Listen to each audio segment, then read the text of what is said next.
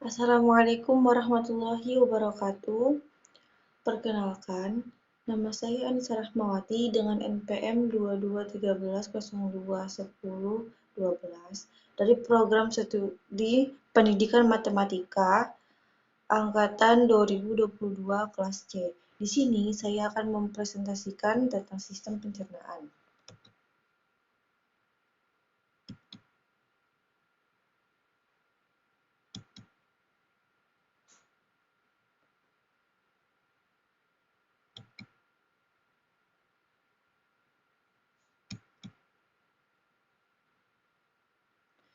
Nah, sebenarnya apa sih sistem pencernaan itu? Sistem pencernaan yaitu rangkaian jaringan yang terdiri dari organ berfungsi untuk menerima dan mencerna makanan, kemudian diubah menjadi nutrisi yang akan diserap dan disalurkan ke seluruh tubuh melalui peredaran darah. Selain itu, sistem pencernaan juga berfungsi untuk memisahkan dan membuang sisa-sisa makanan yang tidak dicerna oleh tubuh. Proses pencernaan makanan terjadi di dalam organ pencernaan. Proses pencernaan makanan dibagi menjadi dua jenis, yaitu pencernaan secara mekanik dan pencernaan secara kimiawi. Kemudian organ-organ pencernaan. Itu ada mulut, kerongkongan, lambung, usus halus, usus besar, dan rektum. Yang pertama, mulut. Mulut merupakan tempat pertama dari proses pencernaan yang diawali dengan masuknya makanan. Di dalam rongga mulut terdapat gigi, lidah, dan kelenjar air. Air liur sebagai alat bantu proses pencernaan makanan yang masuk ke mulut. Gigi berfungsi sebagai pengunyah makanan agar makanan menjadi halus. Gigi terdiri dari gigi seri, gigi taring, dan gigi geraham. Yang kedua, lidah. Lidah berfungsi sebagai alat untuk mengaduk makanan dan mendorong makanan agar dapat ditelan. Selain itu, lidah juga berfungsi sebagai alat pengacak. Selanjutnya, air liur. Air liur pada kelenjar ludah berfungsi untuk membasahi agar mudah ditelan dan untuk melindungi selaput mulut. Yang kedua, kerongkongan. Kerongkongan adalah saluran yang menghubungkan rongga mulut dengan lambung. Kerongkongan berfungsi sebagai jalan bagi makanan dari mulut menuju ke lambung. Panjangnya kurang lebih sekitar 25 cm. Pada pangkal kerongkongan terdapat epiglotis yang menutup saluran tenggorokan saat sedang menelan makanan. Dinding kerongkongan melakukan gerak paristik, yaitu gerakan meremas dan menekan makanan agar makanan masuk ke lambung. Yang ketiga ada lambung. Lambung merupakan kantung besar yang terletak sebelah kiri rongga perut yang terbagi menjadi bagian atas, kardiak, bagian tengah fundus, dan bagian bawah itu pilorus. Dinding lambung terdiri dari otot yang tersusun melingkar, memanjang, dan menyerong yang menyebabkan lambung berkontraksi, sehingga makanan dapat teraduk dan bercampur baik dengan getah lambung. Fungsi utama lambung yaitu mencerna makanan baik secara mekanik maupun kimiawi. Pada proses kimiawi, proses pencernaan membutuhkan bantuan dari enzim. Enzim yang ada di lambung yaitu yang pertama, enzim pepsin berfungsi untuk memecah protein menjadi pepton. Yang kedua, enzim lipase berfungsi untuk mengubah lemak menjadi gliserol dan asam lemak. Yang ketiga, asam klorida atau HCl berfungsi untuk mengubah pepsinogen menjadi pepsin dan membunuh mikroorganisme patogen. Dan yang terakhir, renin berfungsi untuk mendapatkan protein susu sehingga menjadi kasein. Selanjutnya, usus halus. Usus halus terdiri dari 3 bagian, yaitu duodenum, jejunum, dan ileum. Usus 12 jari atau duodenum merupakan bagian terpendek dari usus halus, panjangnya sekitar 25–38 cm dan membentuk huruf C. Usus kosong atau jejunum berada di tengah-tengah antara duodenum dan ilum. Panjangnya sekitar 2,5 meter usus penyerap. Dan yang ketiga adalah usus penyerapan, yaitu ileum. Memiliki panjang sekitar 3 meter dan berbatasan langsung dengan sekum. Fungsi dari usus halus yaitu mencerna makanan secara kimiawi, menyerap nutrisi makanan, menetralkan limbah, membuang limbah pencernaan, dan membasmi bakteri dalam makanan. Usus besar. Usus besar merupakan bagian akhir atau ujung dari sistem pencernaan. Usus besar berfungsi untuk mengeluarkan zat sisa dari makanan yang dicerna dan berperan dalam penyerapan cairan dan vitamin hingga memproduksi antibodi dan mencegah infeksi. Usus besar dibagi menjadi 4 bagian.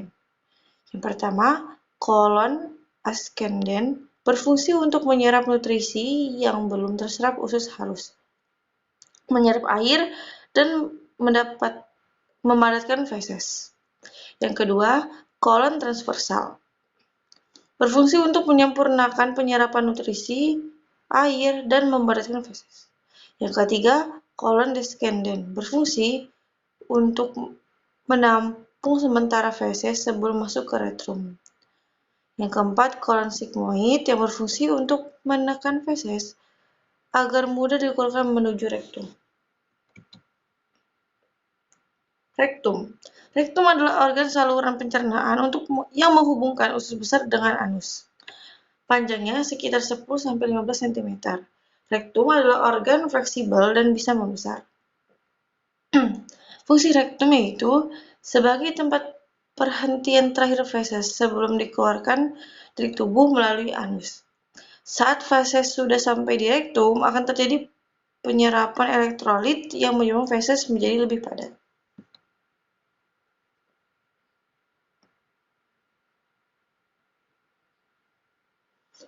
Kelenjar pencernaan. Itu ada hati. Ada kantung empedu, hati, dan pankreas. Kantung empedu terletak di bawah hati, menghasilkan getah empedu yang mengandung bilirubin yang berfungsi untuk mengemulsi lemak mudah dicerna oleh tubuh. Yang kedua, hati. Hati adalah organ kelenjar terbesar di tubuh. Hati memproduksi empedu yang berfungsi mengabsorpsi lemak, protein, dan karbohidrat. Hati juga berfungsi sebagai tempat penyimpanan vitamin larut lemak, yaitu vitamin A, D, E, dan K, atau biasa kita singkat dengan vitamin AD. Yang ketiga ada pankreas. Pankreas terletak di dekat lambung, berfungsi untuk menghasilkan cairan pankreas dan hormon insulin. Cairan pankreas berfungsi untuk memecah karbohidrat, protein, dan lemak. Hormon insulin berfungsi untuk mengubah glukosa dalam darah menjadi glikrogen. Gangguan penyakit pada sistem pencernaan. Yang pertama, diare. Diare merupakan gangguan yang disebabkan infeksi pada kolon. Infeksi ini disebabkan oleh bakteri tertentu seperti E. coli, Faecolare, dan Aeromonas sp. Atau sebab-sebab lainnya stres, makanan tertentu. Hal tersebut mengganggu proses penyerapan air sehingga feses keluar dalam bentuk cair. Mekanisme diare apabila dari lambung mengalir ke usus halus terlalu cepat, maka feses banyak mengandung air. Diare dalam waktu lama menyebabkan hilangnya air dan garam-garam mineral pada tubuh, sehingga terjadi dehidrasi. Yang kedua ada konstipasi. Konstipasi atau sembelit. Sembelit terjadi jika kim masuk ke usus halus bergerak sangat lambat, atau ini kebalikan dari diare ya. Akibatnya, air terlalu banyak diserap usus, maka feses menjadi keras dan kering. Sembelit disebabkan karena kurang mengonsumsi makanan yang berupa tumbuhan berserat dan banyak mengonsumsi daging. Yang ketiga ada MAH. MAH ini sering terjadi pada anak remaja zaman sekarang. MAH atau nyeri pada tukak lambung merupakan peradangan yang terjadi pada lambung atau ulkus. Hal tersebut disebabkan karena HCl yang dihasilkan lambung terlalu banyak sehingga mengikis dinding lambung. Tukak lambung sendiri menyebabkan berlubangnya dinding lambung sehingga isi lambung jatuh di rongga perut. Tukak lambung dapat pula disebabkan oleh infeksi bakteri jenis tertentu. Yang keempat ada appendicitis. Penyakit usus buntu atau appendicitis merupakan kondisi peradangan pada usus buntu.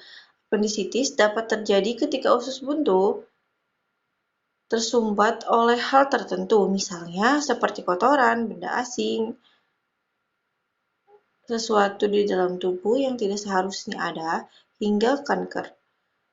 Penyumbatan juga dapat terjadi akibat infeksi karena usus dapat membengkak sehingga respon terhadap infeksi apapun di dalam tubuh. Nah, kita sudah membahas penyakit-penyakitnya kan. Cara mencegah supaya tidak terjadi penyakit pada sistem pencernaan, itu kita yang pertama olahraga dengan baik dan teratur, kurangi zat appendicitis, dan perbanyak makanan yang berserat. Mungkin sekian dari saya. Apabila ada salah kata, saya mohon maaf. Kepada Allah saya mohon ampun. Saya akhiri. Wassalamualaikum warahmatullahi wabarakatuh.